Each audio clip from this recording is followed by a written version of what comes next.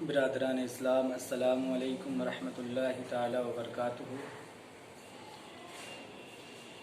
میں آپ کے سامنے احمد علی صابری، جامعہ چشتیہ خانقاہ حضور شیخ العالم علیہ الرحمہ ردولی شریف سے حاضر آیا ہوں۔ حضرات، رمضان مبارک کے متعلق چند اہم گفتگو کروں گا انشاءاللہ۔ نحمدہ ونصلی علی رسولہ الکریم، اما بعد فاعوذ باللہ من الشیطان الرجیم، بسم اللہ الرحمن الرحیم۔ حضرات، آج ہمارے سامنے بہت ہی مشہور و معروف کتاب جو آج میں آپ کے سامنے پیش گزار کرنے جا رہا ہوں، قطب ربانی حضرت سیدنا شیخ عبدالقادر جیلانی رحمۃ اللہ علیہ، غوث پاک رحمۃ اللہ علیہ کی یہ کتاب لکھی ہوئی ہے، جس میں سے آج کا میں اپنا موضوع بنایا ہوں ماہ رمضان کے فضائل اور خصائص۔ اس کے متعلق سے انشاءاللہ تعالی گفتگو کروں گا۔ آئیے رمضان المبارکہ کی کیا خصائص اور کیا فضیلت ہے ملاحظہ فرماتے ہیں۔ ابو نصر سے بلا سناد حضرت سلمان فارسی رحمۃ اللہ علیہ سے روایت ہے کہ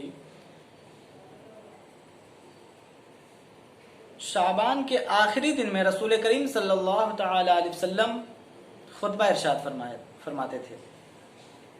حضور کریم صلی اللہ تعالی وسلم نے ارشاد فرمایا کہ اے لوگو، ایک عظیم مرتبت اور برکتوں والا مہینہ سایہ فگن ہونے والا ہے۔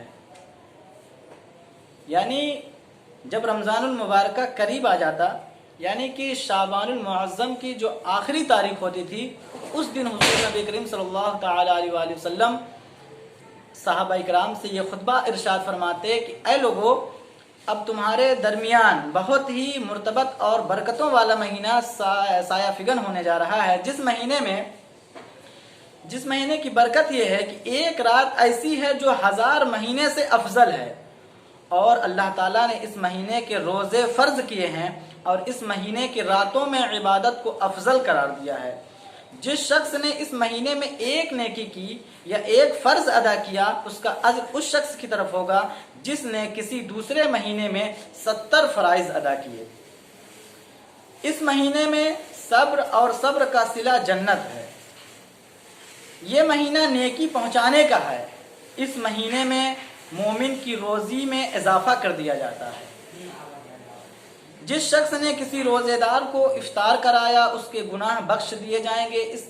اس کی گردن میں آتش دوزخ یعنی جہنم کی آگ سے محفوظ کر دی جائے گی، اور روزے دار کے روزے کا ثواب کم کیے بغیر افطار کرنے والے کو بھی روزے دار کے برابر ثواب ملے گا۔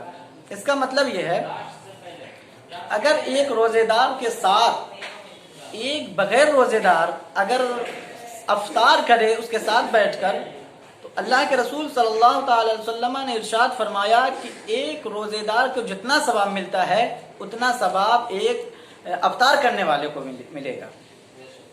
حضرات محترم، اتنی فضیلت بیان فرماتے ہیں حضور کریم صلی اللہ تعالی علیہ وآلہ وسلم نے۔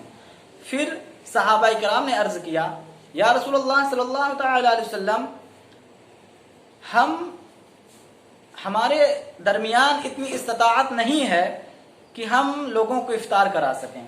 تو حضور اکرم صلی اللہ تعالی علیہ وسلم نے ارشاد فرمایا کہ اللہ تعالیٰ ہر اس شخص کو اجر و رحمت فرمائے گا جس نے ایک کھجور یا ایک گھونٹ دودھ یا ایک گھونٹ پانی سے بھی روزہ کھلوایا ہو۔ اگر کسی شخص کو ایک گھونٹ پانی یا ایک قطرہ دودھ یا ایک گھونٹ ایک کھجور سے بھی اگر اس کو افطار کرایا ہوگا، اللہ تعالیٰ اس کو اجر عطا فرمائے گا۔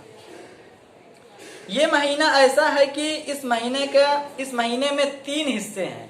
اس مہینے میں یعنی 30 دن کا جو روزہ رمضان شریف کا مہینہ ہے، اس مہینے میں 3 حصوں میں اللہ تبارک و تعالیٰ نے بانٹ دیا ہے۔ پہلا حصہ جو ہے تو وہ رحمت کا ہے، اور دوسرا حصہ مغفرت کا ہے، اور آخری حصہ جو ہے دوزخ سے نجات کا ہے۔ इस महीने में अपने गुलाम पर आसानी करो। अल्लाह के रसूल सल्लल्लाहु अलैहि वसल्लम ने फरमाया कि अपने गुलामों पर आसानी करो तो अल्लाह तबारक व तआला तुम्हें बख्श देगा और जहन्नम से आज़ाद फरमा देगा। फिर इस महीने में 4 बातें ज़्यादा से ज़्यादा करना ज़रूरी है।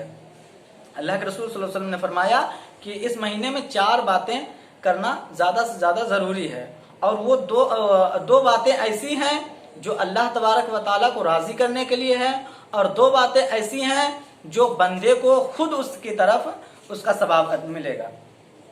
तो वो जो 2 बातें बयान फरमाई है, तो उसमें से अव्वल बात यह है कि उस बात की गवाही देना कि अल्लाह के सिवा कोई माबूद नहीं है, अल्लाह के सिवा कोई माबूद नहीं, इसकी गवाही देना पहली बात। और दूसरी बात यह है कि अपनी मगफरत की, अल्लाह तबारक व तआला से अपनी मगफरत की तलब करे, अल्लाह ताला के बारगाह में रोए, गिड़गिड़ाए, माफ़ी मांगे। अल्लाह तबारक व तआला गफूर रहीम है, बख्शने वाला, उसके गुनाहों को माफ़ फरमा देगा।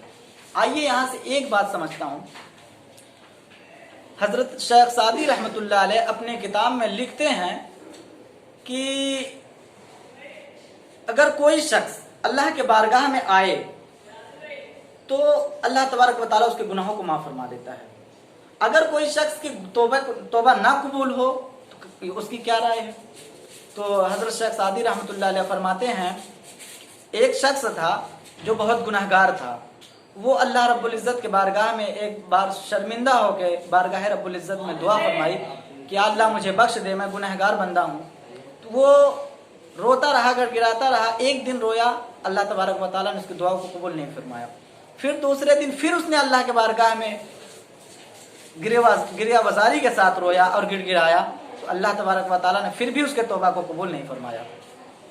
जब तीसरे दिन वो बंदा अल्लाह के बारगाह में हाजिर हुआ और रोते रोते अल्लाह से आस लगाए रखा, अल्लाह तबारक व तआला अपने फरिश्तों से फरमाता है, ए फरिश्तों तुम गवाह हो जाओ, मुझे शर्म आती है इस बंदे से जिसने मेरी बारगाह में रो रहा है, मैं शर्म करता हूँ, अब मैं इसके रोना मैं बर्दाश्त नहीं कर सकता, अब मैं इसे बख्शता हूँ, ए मेरे फरिश्तों तुम गवाह हो जाओ। अल्लाह तबारक व तआला अपने फरिश्तों को गवाह बनाता है और उसके गुनाहों को माफ़ फरमा देता है। हजरात मोहतरम, अल्लाह तबारक व तआला से कभी नाउमीद नहीं होने चाहिए। अगर दुआएं नहीं कबूल हो रही है तो उसकी भी कोई राज है, अगर हो रही है तो उसकी भी कोई राज है।